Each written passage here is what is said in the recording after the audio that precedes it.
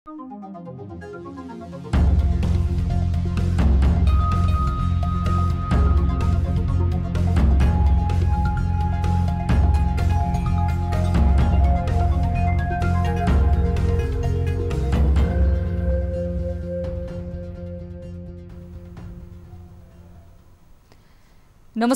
यो news 24 television prime time न्यूजमा स्वागत छ। भदौ 1 गते यताको तथ्याङ्कलाई हेर्ने हो भने 11 दिनमा 76 जनाले कोरोना भाइरसबाट ज्यान गुमाएका छन्। अर्थात् प्रतिदिन झण्डै 7 जनाले ज्यान गुमाइरहेका छन्। भदौ 1 गते 107 जनाको मृत्यु भएको थियो भने अहिले यो संख्या बढेर 183 पुगेको छ। उता भदौ 1 गते मुलुकभर 27,000 संक्रमित थिए भने 11 दिनमै यो संख्या बढेर 35,000 नागेको छ। अर्थात् 8,288 जना संक्रमित थपिएका छन्। तर यो बीचमा निको हुनेको संख्या बढे पनि यसअघिको अनुपातमा खासै होइन। यो तथ्याङ्कले पनि भन्छ अवस्था भयावह बन्दै गएको छ। काठमाडौँ उपत्यकामा त झन् 2200 बढी संक्रमित थपिएका छन्। यो संख्या बढ्दो छ, तर सरकारको योजना अघि सरेका छैनन्। हरेक निर्णय हचुवाको भरमा लिँदा आलोचना भइरहेका छन्। उता निषेधाज्ञा अवज्ञा हुन थालेका छन्। यसले पार्ने प्रभाव कस्तो हुन्छ एकपटक मनन गरौँ। कोरोनाबाट बच्ने उपाय सबैले अवलम्बन गरौँ। अब प्राइम टाइम न्यूजका हेडलाइन्स। उपत्यकामा 377 सहित 24 घण्टामा देशभर 1111 जनामा कोरोना संक्रमण। संक्रमितको संख्या 35,000 नाग्यो। मृतक 183। उपत्यकामा 3 जिल्लामा 6,000 जनालाई राख्न मिल्ने क्वारेन्टाइन र 5,000 बेड आइसोलेसन बनाइने। दशरथ रङ्गशाला र भिरकुटी मण्डपलाई क्वारेन्टाइन बनाइने। कोरोना खोपको परीक्षणका लागि नेपालले थाल्यो छलफल। संक्रमितका लागि प्रभावकारी मानेको औषधि रेमडेसिभिर ल्याउने तयारी। यसले चाहिँ हजारौं मान्छे अहिलेसम्म बचाइसकेको छ र बङ्गलादेशमा अत्यन्त न्यून मृत्युदर छ। अन्तर्राष्ट्रिय कोषबाट 11 अर्ब 65 करोड सहुलियतपूर्ण ऋण लिन अर्थ मन्त्रालयलाई स्वीकृति। वैदेशिक अध्ययन अनुमति पत्र खुला गर्ने। पठाइएको रकमको प्रगति के भयो, सशर्त अनुदान पठाउने सम्बन्धित मन्त्रालयलाई पठाउनु पर्ने। र टिकटकका प्रमुख कार्यकारी अधिकृत केभिएन मेयरले दिए राजीनामा। अमेरिकाले प्रतिबन्ध लगाउने निर्णय गरेपछि बाहिरिए।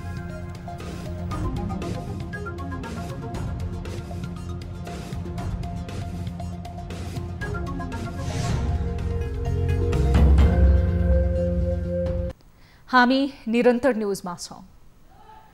कोरोना भाइरसको संक्रमणबाट नेपालमा मृत्यु हुनेको संख्या 183 पुगेको छ। पछिल्लो 24 घण्टामा पर्सामा 3, ललितपुरमा 2, कास्कीमा 1, रूपन्देहीमा 2 जना गरी 8 जनाको मृत्यु भएको हो। मृत्यु हुनेमा एक गर्भवती महिला पनि छिन्। पर्साको वीरगञ्ज स्थित नारायणी अस्पतालमा 33 हप्ताकी गर्भवती 23 वर्षीय संक्रमितको आज बिहान उपचारका क्रममा मृत्यु भएको हो। उनी हिजो मात्र कोरोना संक्रमित भएको पुष्टि भएको थियो। यस्तै पर्साको धोबिनी गाउँपालिका 3 का 72 वर्षीय पुरुषको हिजो बेलुकी नारायणी अस्पताल वीरगञ्जमा मृत्यु भएको छ। भदौ 8 गते अस्पताल भर्ना भएका थिए। यस्तै पर्साकै वीरगञ्ज महानगरपालिका वडा नम्बर 14 बहुअरी बस्ने 62 वर्षीय पुरुषको मृत्यु पनि भएको छ। उनलाई साउन 30 गते परीक्षण गर्दा कोरोना पुष्टि भएको थियो। यसैबीच ललितपुरको किस्ट अस्पतालमा अर्घखाँचीका 55 वर्षीय कोरोना संक्रमित पुरुषको मृत्यु भएको छ। भदौ 7 गते अस्पतालमा भर्ना गरिएको उनको 9 गते कोरोना संक्रमण पोजिटिभ भएको रिपोर्ट आएको थियो। स्थायी घर अर्घखाँची भएका उनी काठमाडौँमा बस्दै आएका थिए। यस्तै ललितपुर स्थित पाटन अस्पतालमा उपचाररत 65 वर्षीय महिलाको पनि कोरोना संक्रमणबाट मृत्यु भएको छ। स्वास्थ्यमा समस्या आएपछि गत भदौ 9 गतेदेखि उनलाई आइसियुमा राखेर उपचार गरिँदै आएको थियो। यता कास्कीको पोखरामा कोरोना संक्रमित एक महिलाको मृत्यु भएको छ।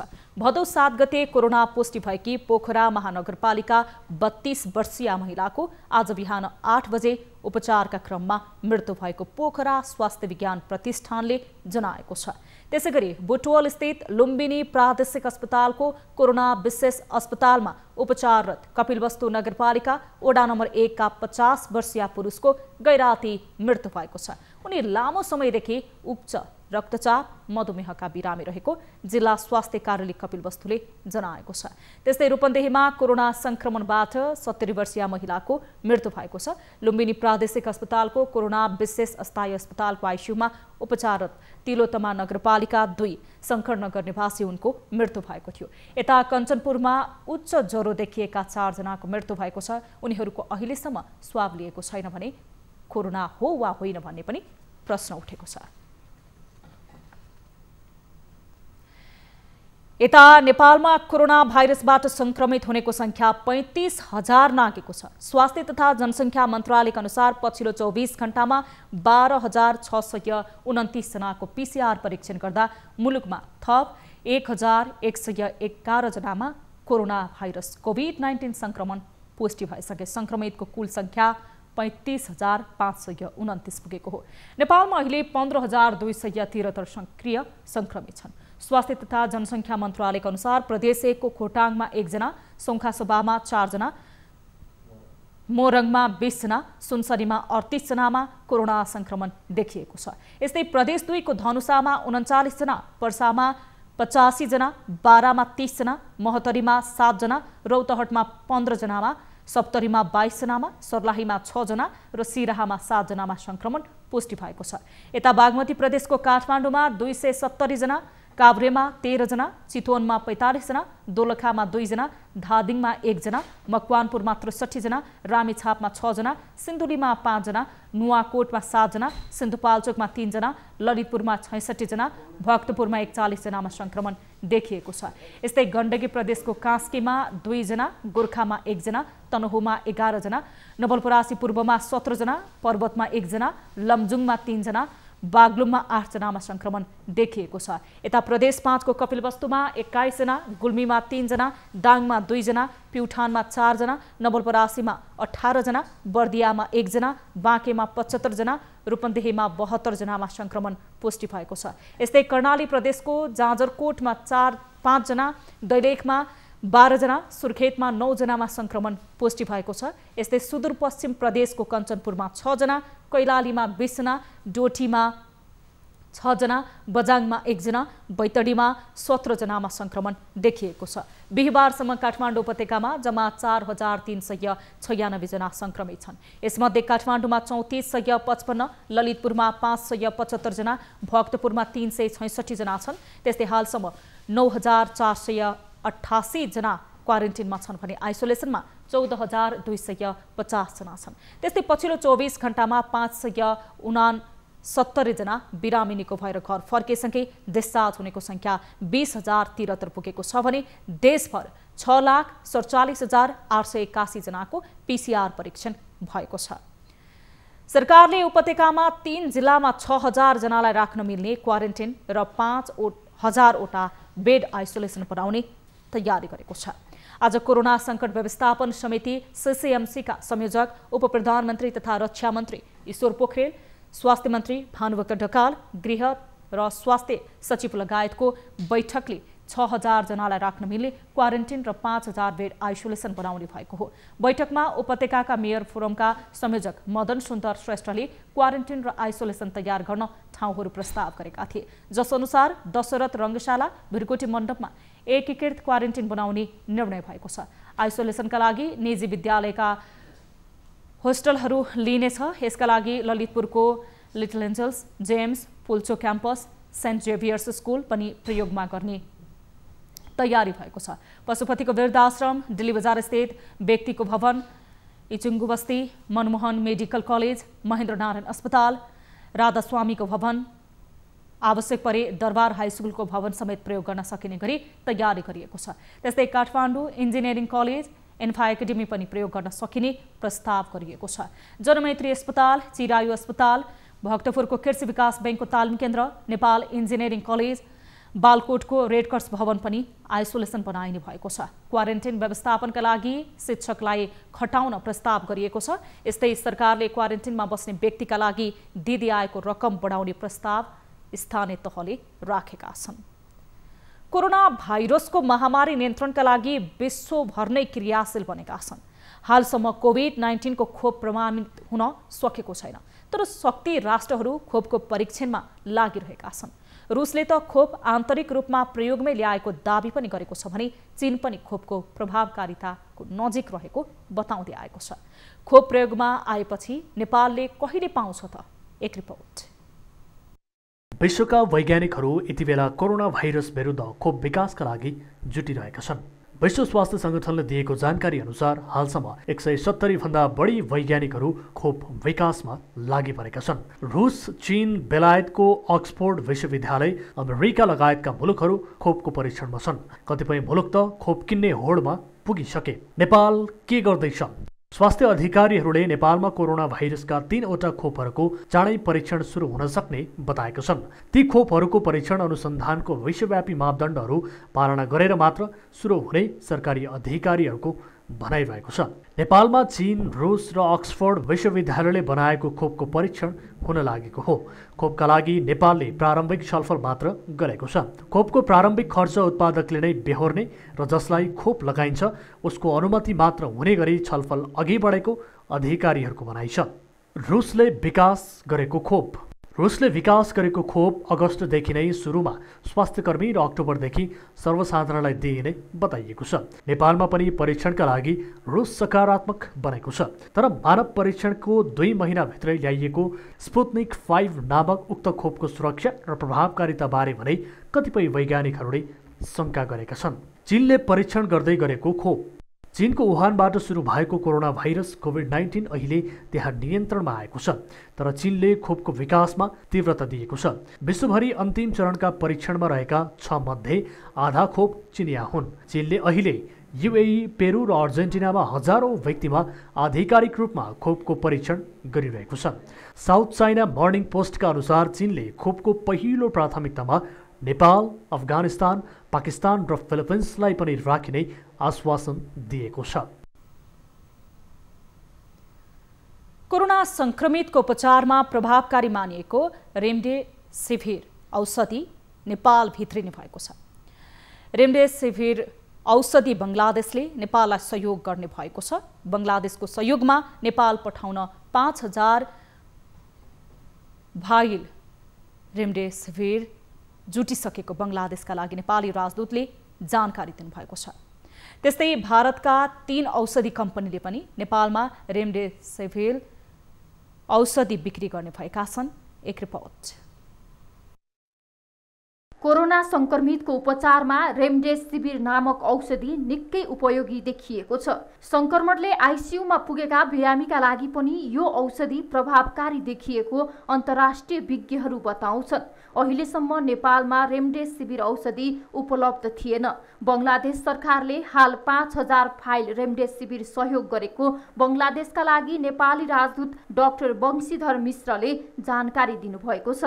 बांग्लादेश सरकारको सहयोगमा बेक्सिमको कम्पनी जसको एफसीआईसी भन्ने बैंक अर्थात् बांग्लादेश नेपाल बैंकमा पनि जसको संस्थापक शेयर छ, त्यो बेक्सिमको कम्पनीको तर्फबाट नेपाल सरकारलाई 5000 भायल रेमडेसिभिर औषधि आज एक संक्षिप्त समारोहका बीचमा हाम्रो नेपाली राजदूतावास ढाकामा हस्तान्तरण गरिएको छ।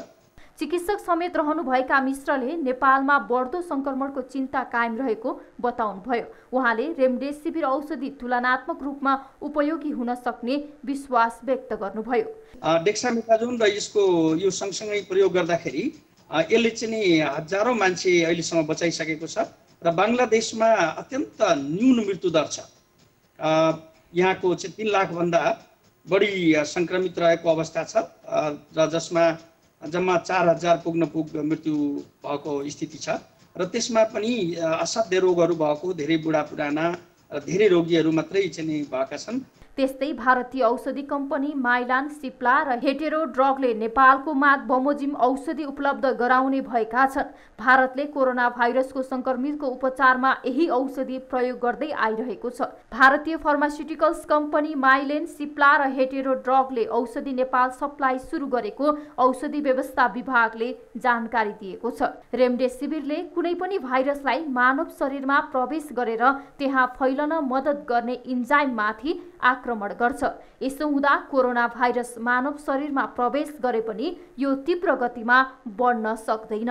हालै अमेरिकामा गरिएको एक अध्ययनले रेमडेसिभिरले गम्भीर रूपले बिरामी भएका कोरोना संक्रमितलाई पनि निको हुन लाग्ने समय घटाउने तथ्य पनि पत्ता लगाएको थियो। TV journalist Riya Bhandari, Kathmandu. उच्च ज्वरोका कारण कञ्चनपुरमा 8 जनाको मृत्यु भएको छ। 2 साताको अवधिमा कञ्चनपुरको महाकाली नगरपालिका क्षेत्रका 8 जनाको मृत्यु भएको हो। तर कुन रोगका कारण उनीहरूको मृत्यु भएको भन्ने स्वास्थ्यकर्मी र चिकित्सकले पत्ता लगाउन सकेका छैनन्। साउन अन्तिमदेखि भदौ पहिलो सातासम्म ज्वरो आएर उपचारका लागि दोधारा प्राथमिक स्वास्थ्य केन्द्रमा गएका 8 जनाको मृत्यु भएको छ। महाकाली नगरपालिका 1 का 15 वर्षीय प्रङ्कज छन्द, 25 वर्षीय मोहन दमाई,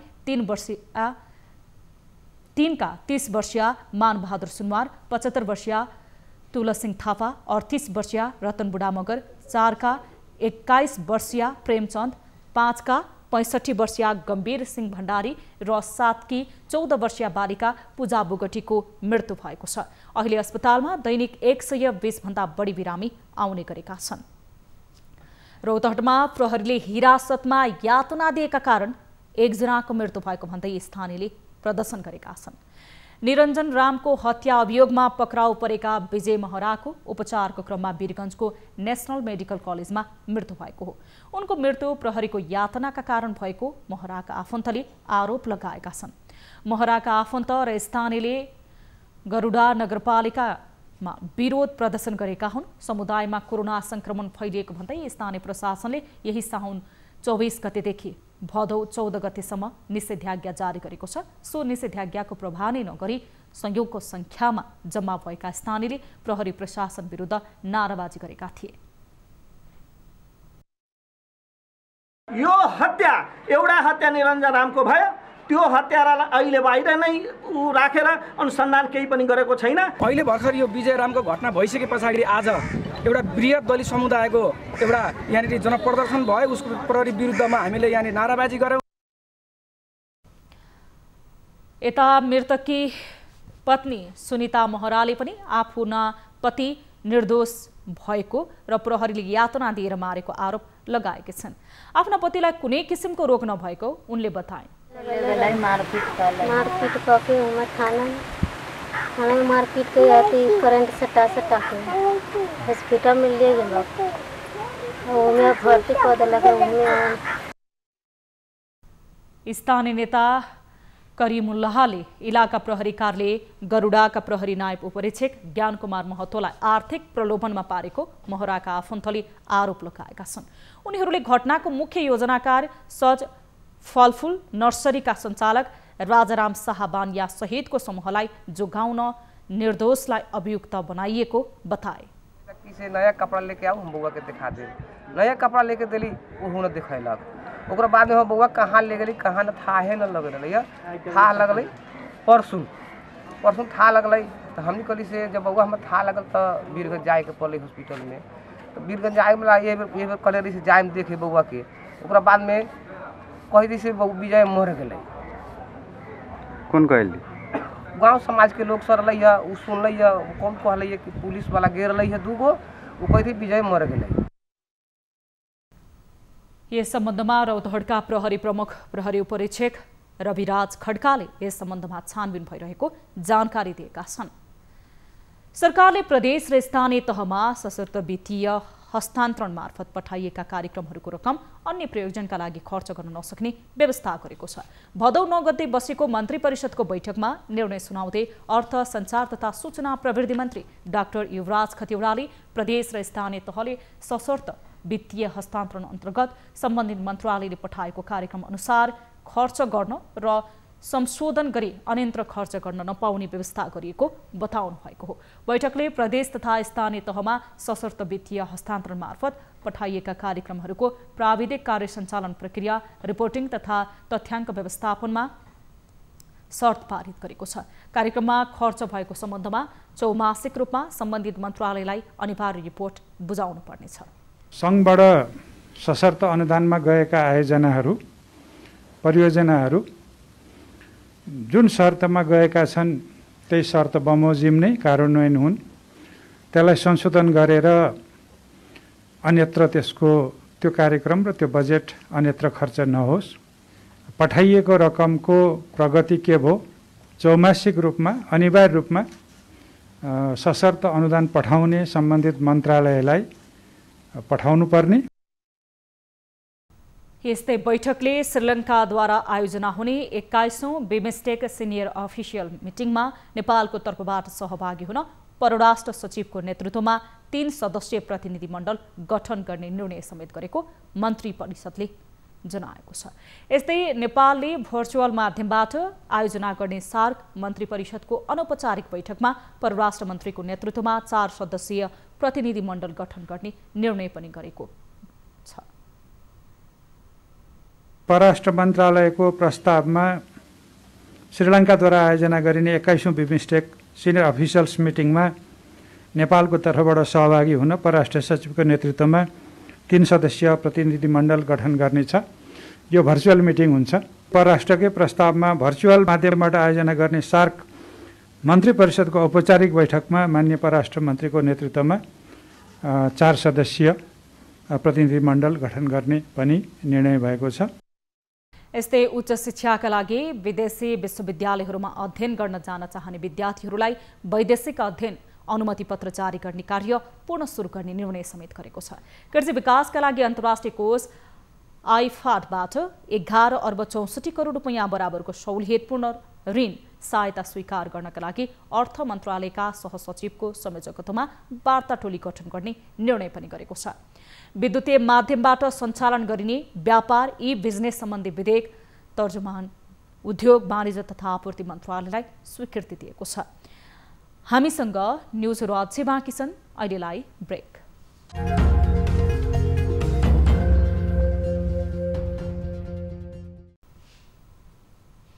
हामी निरन्तर न्युजमा छौं। अछाम रामारोशन बाढी पीडितले राहत नपाएको गुनासो गरेका छन्।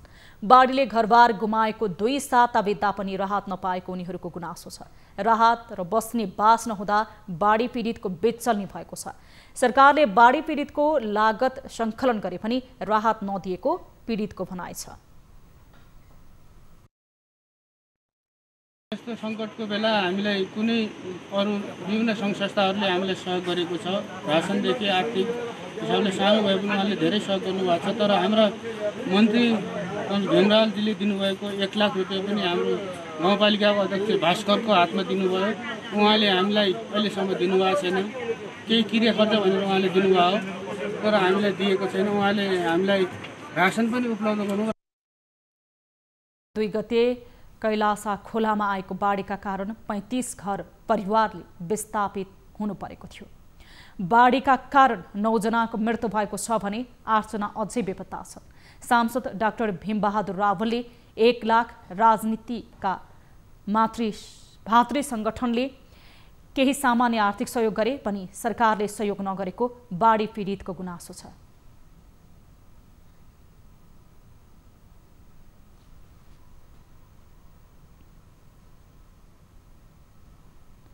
बाढी पीडितको लागि आएको राहत समेत गाउँपालिकाले वितरण नगरेको भन्दै बाढी पीडितले आक्रोश पोखेका छन्। तर बाढी पीडितसँग गृहमन्त्री रामबहादुर थापा सहितको टोली पुगेको थियो। आश्वासन भन्दा बाहेक केही नदिएको पीडितहरूको गुनासो छ। अब बिजनेस न्युज।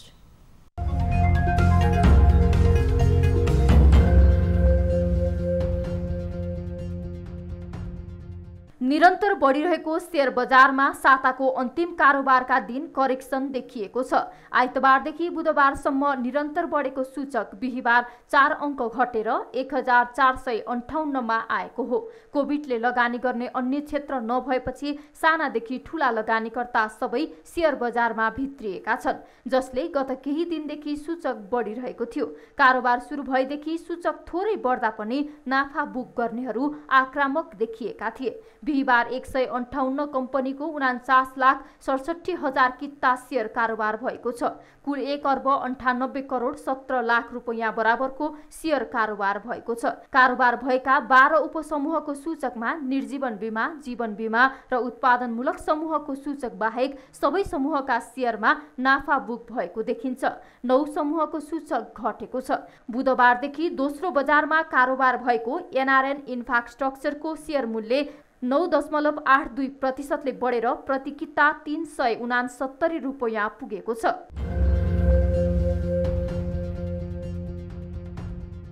नेपाल बंगलादेश बैंकले कोभिड-19 को उपचारमा प्रयोग हुने जीवन रक्षक औषधि नेपालमा अभाव भइरहेको बेला बंगलादेशबाट व्यवस्थापन गरेर सरकारलाई निशुल्क उपलब्ध गराएको छ। कोरोनामा जीवन रक्षक मानिएको औषधि रेमडेसिभिर 5000 थान बिहीबार ढाका स्थित नेपाली दूतावास नेपाली राजदूत डाक्टर वंशीधर मिश्रालाई हस्तान्तरण गरिएको हो। यो औषधि अबको 1-2 दिनभित्र नेपाल आइसक्नेछ। बैंकले 2,25,00,000 रुपैयाँ बराबरका औषधि सरकारलाई सहयोग गरेको हो। बैंकले आफ्नो संस्थागत सामाजिक उत्तरदायित्वलाई मनन गर्दै औषधि उपलब्ध गराएको जनाएको छ। नेपाल बंगलादेश बैंकले यसअघि सरकारको कोभिड-19 फन्डमा 1,45,00,000 रुपैयाँ उपलब्ध गराएको थियो।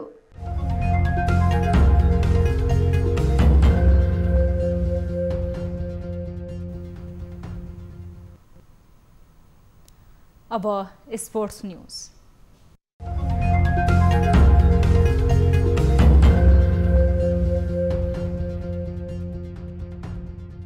कीर्तिमानी एथलेटिक्सकी खेलाडी चन्द्रकला लामगादेमाथि भएको जातीय विभेद सहितको कुटपिटमा राष्ट्रिय खेलकुद परिषदले गम्भीर ध्यानाकर्षण भएको जनाएको छ। राखेपले विज्ञप्ति जारी गर्दै राष्ट्रिय कीर्तिमानी खेलाडीमाथि दलित भएको आधारमा निर्घात कुटपिट भएको विषयमा परिषदको गम्भीर ध्यानाकर्षण भएको जनाएको हो। चन्द्रकलामाथि भएको जघन्य एवं मानवता विरोधी कार्यले प्रचलित संविधान, कानुन एवं कानुनी राज्यलाई नै चुनौती दिन खोजेको विज्ञप्तिमा उल्लेख गरिएको छ। राखेपले संविधानले दिएको नागरिक हक अधिकार एवं राज्यलाई समेत चुनौती दिने गरी भएको सो पाशविक एवं अमानवीय घटनाको दोषीमाथि प्रचलित कानुन बमोजिम अझैसम्मको कारबाही गर्नुपर्ने माग गरेको छ। सोमबार राति झापाको मेचीनगर 4 आरीमा दलित युवकलाई कुटपिटबाट जोगाउने क्रममा स्थानीय दुर्गा श्रेष्ठ र उनकी श्रीमती विष्णुले जातीय विभेद सहित गाली गलौज गर्दै चन्द्रकला र उनका श्रीमानमाथि आक्रमण गरेका थिए। चन्द्रकलामाथि भएको आक्रमणको नेपाल एथलेटिक्स संघ र नेपाल राष्ट्रिय तथा अन्तर्राष्ट्रिय खेलाडी संघले विज्ञप्ति जारी गर्दै दोषीमाथि कडा कारबाहीको माग गरेका छन्।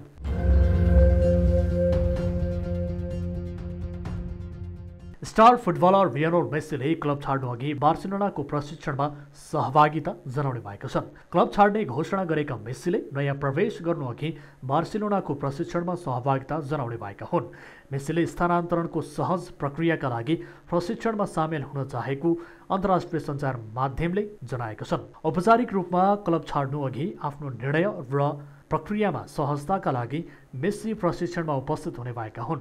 मेस्सीले औपचारिक रूपमा क्लब नछाडेसम्म क्लबका जुनसुकै योजनामा सामेल हुने निर्णय गरेका छन्। प्रशिक्षणमा सहभागिता जनाउनु अघि मेस्सी नियमित स्वास्थ्य जाँचका साथै कोरोना परीक्षणका लागि समेत तयार छन्। बार्सिलोनाले यही अगस्त 31बाट नियमित प्रशिक्षण सुरु गर्ने तयारी गरेको छ। च्याम्पियन्स लिग फुटबलको क्वार्टर फाइनलमा जर्मन क्लब बायर्न म्युनिखसँग 8-2 को पराजय बेहोरेसँगै तनावमा देखिएका मेस्सीले आफ्नो 2 दशक लामो बार्सिलोना बसाइलाई अन्त्य गर्ने घोषणा गरेका थिए।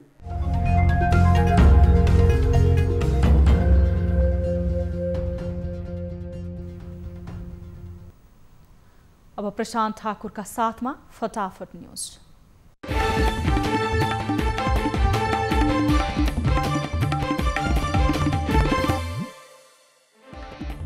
आज फेरि संक्रमितको संख्या वात्तै बढ्यो। देशभर पछिल्लो 24 घण्टामा 1111 संक्रमित फेला।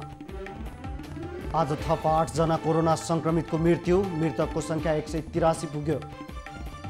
काठमाडौँ उपत्यकामा थप 377 जनामा सङ्क्रमण, काठमाडौँमा मात्र 270 थपिए। निको हुनेको सङ्ख्यामा पनि उल्लेख्य वृद्धि, बिहिबार एकै दिन 569 सङ्क्रमितले गरे स्वास्थ्य लाभ। उच्च ज्वरोको कारण कञ्चनपुरमा 8 जनाको मृत्यु, कोरोना परीक्षणको रिपोर्ट आउन बाँकी। अन्तर्राष्ट्रिय कोषबाट 11 अर्ब 65 करोड सहुलियतपूर्ण ऋण लिन अर्थ मन्त्रालयलाई स्वीकृति, वैदेशिक अध्ययन अनुमति पत्र खुल्ला गर्ने निर्णय। भदौ 16 देखि हुने नियमित अन्तर्राष्ट्रिय उडानबाट विदेश पनि जान पाइने, सम्बन्धित देशको स्वीकृति अनिवार्य। विदेशबाट आउने नेपालीलाई होटल क्वारेन्टिनमा राख्न 4700 कोठा तयार, न्यूनतम 11,000 रुपैयाँ तिर्नै पर्ने। अम्लेखगञ्ज पुग्यो नेपाल आयल निगमको स्पेशल ब्याकअप टिम, डिपो भोलिदेखि खुल्ने। प्रदेश 2 मा 200 जना कोरोना सङ्क्रमितहरू सम्पर्कविहीन, सरोकारवाला निकाय चिन्तित। उदयपुर प्रहरीद्वारा 84 केजी गाँजा सहित 2 जना पक्राउ पर्नेमा ताप्ली गाउँपालिकाका पुष्पबहादुर मगर र रामबहादुर तामाङ। डोटीमा वर्षासँगै आएको हावाहुरीबाट मकै बालीमा क्षति, 100 रोपनी खेतको मकै नष्ट भएपछि किसानहरू चिन्तित। सर्लाहीमा खाल्डोको पानीमा डुबेर 2 जनाको मृत्यु हुनेमा 1 युवती र बालिका। उदयपुरमा 15 दिन यता जारी निषेधाज्ञा हट्यो, कोरोना सङ्क्रमणको अवस्था तत्काललाई स्थिर देखिएपछि निषेधाज्ञा हटाइएको प्रशासनको भनाइ। स्याङ्जामा निषेधाज्ञा लम्बियो, भदौ 18 गतेसम्म लागू हुने। साउनमा 4.5 अर्बको मोबाइल फोन आयात, 4,70,621 सेट मोबाइल भन्सार पास। सुनको भाउ तोलामा 800ले बढ्यो, प्रति तोला 97,600 रुपैयाँमा कारोबार। टिकटकका सिइओ केभिन मेयरले दिए राजीनामा, राजनीतिक वातावरण उल्लेख्य रूपमा परिवर्तन भएको भन्दै राजीनामा दिएको भनाइ। अफगानिस्तानमा बाढी पहिरोबाट 110 को मृत्यु, 150 घाइते। अफ्रिका पोलियो भाइरस मुक्त भएको घोषणा, ऐतिहासिक सार्वजनिक स्वास्थ्य सफलता प्राप्त गरेको भनाइ। सिरियामा ठोकिए रुस र अमेरिकाका सशस्त्र वाहन, कयौं अमेरिकी सैनिक घाइते।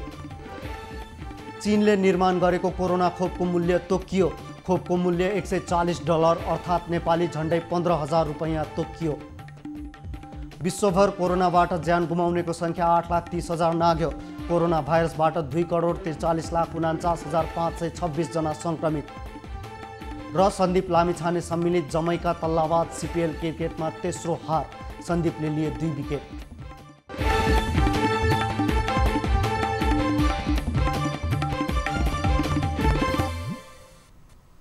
अब एउटा रोचक प्रसङ्ग। बिहान सबेरै भाले बाँच्नु सामान्य कुरा हो, तर इटालीको लोम्बार्डी सहरमा सबेरै 4 बजे भाले बाँसेकै कारण निद्रा खलबलिएको भन्दै प्रहरीमा उजुरी परेको छ। छिमेकीहरूले निद्रा खलबलिएको भन्दै प्रहरीमा उजुरी गरेपछि 83 वर्षीय भाले मालिक एन्जलो बोलेटीले $200 जरिवाना समेत तिर्नु पर्यो। छिमेकीको घरबाट कम्तीमा 10 मिटरको दूरीमा मात्रै घरेलु जनावर राख्न पाइने नियम भएकाले उनी विरुद्ध स्थानीय नियम मिचेको आरोप लगाइएको छ। बोलेटीले आफूलाई यसअघि दूरी कायम गर्नुपर्ने विषय थाहा नभएको बताउँदै आफूलाई जरिवाना तिराउनु बाहेक अर्को विकल्प स्थानीय अधिकारीहरूसँग नरहेको प्रतिक्रिया दिएका छन्। यसअघि पनि सबेरै भाले बाँसेको भन्दै एक फ्रेन्च परिवार विरुद्ध उनका छिमेकीहरूले मुद्दा हालेका थिए।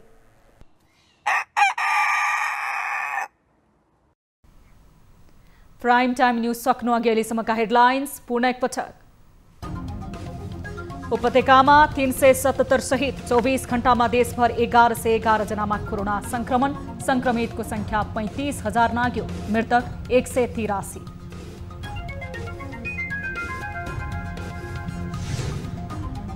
उपत्यकाका 3 जिल्लामा 6,000 जनालाई राख्न मिल्ने क्वारेन्टिन र 5,000 बेड आइसोलेसन बनाइने।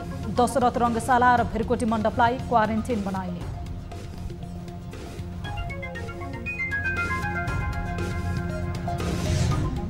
कोरोना खोपको परीक्षणका लागि नेपालले थाल्यो छलफल, संक्रमितका लागि प्रभावकारी मानेको औषधि रेमडेसिभिर ल्याउने तयारी। यसले चाहिँ हजारौं मान्छे अहिलेसम्म बचाइसकेको छ र बङ्गलादेशमा अत्यन्त न्यून मृत्युदर छ। अन्तर्राष्ट्रिय कोषबाट 11 अर्ब 65 करोड सहुलियतपूर्ण ऋण लिन अर्थ मन्त्रालयलाई स्वीकृति। वैदेशिक अध्ययन अनुमति पत्र खुल्ला गर्ने पठाइएको रकमको प्रगति के भयो, सशर्त अनुदान पठाउने सम्बन्धित मन्त्रालयलाई पठाउनु पर्ने। र टिकटकका प्रमुख कार्यकारी अधिकृत केभिएन मेयरले दिए राजीनामा। अमेरिकाले प्रतिबन्ध लगाउने निर्णय गरेपछि बाहिरिए।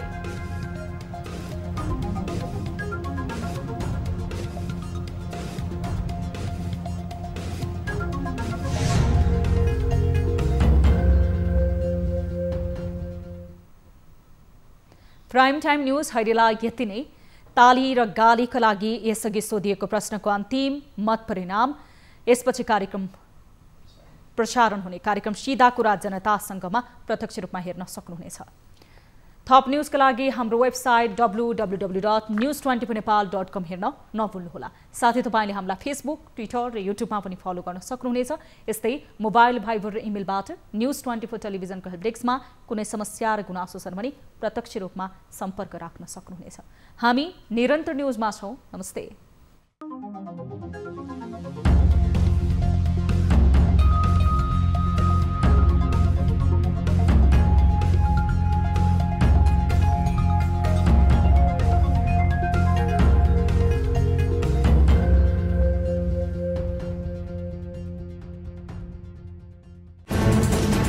कोरोनाले सृजना गरेको संकटमा पल पलका न्यूज अपडेट र हर क्षेत्रको कभरेजका लागि न्यूज 24 नेपाल युट्युब च्यानललाई सब्स्क्राइब गर्नुहोला।